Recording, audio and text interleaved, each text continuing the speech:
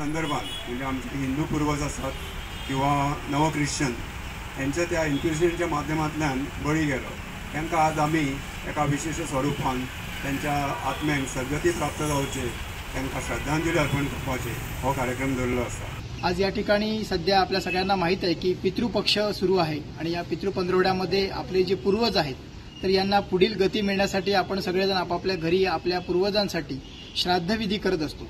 परंतु आज अनेक असे क्रांतिकारक आहेत, स्वतंत्र सैनिक आहेत ज्यांनी आपल्या राष्ट्रासाठी या धर्मरक्षणासाठी आपल्या प्राणांची आहुती दिली आहे आणि त्यांच्या या त्यागामुळेच त्यांच्या या बलिदानामुळेच आज आम्ही ताठमानेने आम्ही हिंदू आहोत म्हणून सांगू शकतो।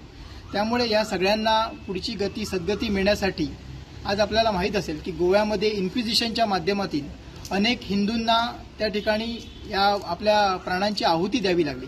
आज ओल्ड गोवा येथे असलेला हातकातरो खांब, या हातकातरो खांबाला अनेक हिंदूंना बांधून त्यांनी जे धर्मांतरित होत नव्हते त्यांचे हात त्या ठिकाणी कलम करण्यात आले। तर अशा सर्व ज्ञात हिंदू धर्माभिमान्यांना, अशा सर्व स्वतंत्र सैनिकांना ज्यांनी आपल्या प्राणांची आहुती देऊन आपल्या धर्माचं रक्षण केलं परंतु धर्म सोडला नाही, त्या सर्व ज्ञात अज्ञात हिंदूंना पुढील सद्गती मिळण्यासाठी आम्ही आज या ठिकाणी हा तर्पण विधी या माध्यमातून केलेला आहे। हिंदू समाज दुर्दैवान जे कितें सांगलें ताचेर विश्वास दवरता अशें आसा।